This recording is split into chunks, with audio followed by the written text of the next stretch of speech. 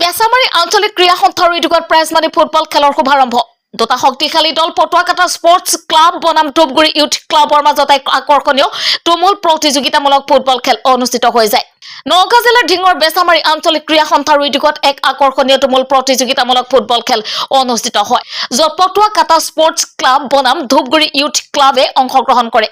উক্ত শুভাৰম্ভ ফুটবল খেলত মুখ্য অতিথি হিচাপে প্ৰতিদিন লাইভৰ পৰা যুৱ সমাজ কৰ্মী হিচাপে বঁটাপ্ৰাপ্ত তথা বেচামাৰী জিলা পৰিষদৰ পৰা কংগ্ৰেছ দলৰ পৰা প্ৰাৰ্থিত্বৰ প্ৰত্যাশী মতিউৰ ৰহমান ওৰফে ৰাজু, বেচামাৰী আঞ্চলিক ক্ৰীড়া সন্থাৰ সভাপতি ইক্ৰামুল হুছেইন, বেচামাৰী ক্ৰীড়া সন্থাৰ সম্পাদক ফৈজুল হক, ঢিং ক্ৰীড়া সন্থাৰ সম্পাদক শ্ৰী বলেন মেধি, বেচামাৰী আঞ্চলিক ক্ৰীড়া সন্থাৰ কাৰ্যকৰী সভাপতি নুৰ মহম্মদ আলী, অসম পুলিচ দলৰ প্ৰাক্তন ফুটবল খেলুৱৈ তৈয়ব উদ্দিন আহমেদ, বেচামাৰী MI উচ্চতৰ মাধ্যমিক বিদ্যালয়ৰ অধ্যক্ষ সাদিক আনোৱাৰ, ধূপগুৰি ফখৰ আলী উচ্চ মাধ্যমিক বিদ্যালয়ৰ অধ্যক্ষ শামছুল হক, বেচামাৰী অঞ্চলৰ চৰকাৰী গাঁওবুঢ়া সিদ্দিক আলীৰ লগতে বেচামাৰী অঞ্চলৰ বহুতো গণ্যমান্য ব্যক্তি উপস্থিত থাকে।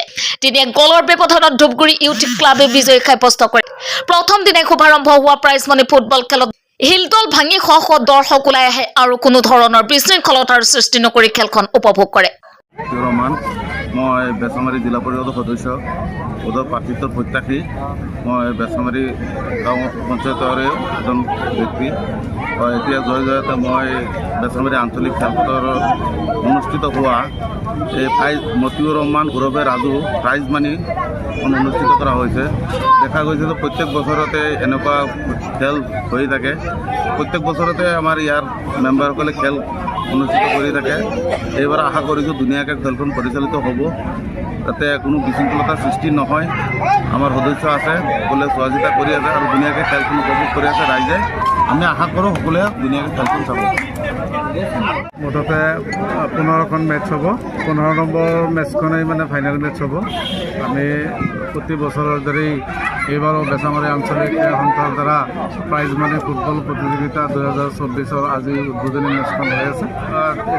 ইয়াত বিজয়ী দলক 30,000 টকা প্ৰাইজ মানি দিয়া হ'ব, লগতে কাপ দিয়া হ'ব আৰু বিজেতা দলক 20,000 টকা দিয়া হ'ব আৰু কাপ দিয়া হ'ব।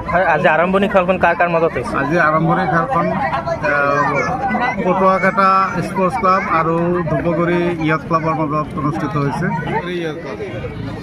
ঠিক আছে, দুইটা দলকে মই ধন্যবাদ পুনৰ জনাইছোঁ।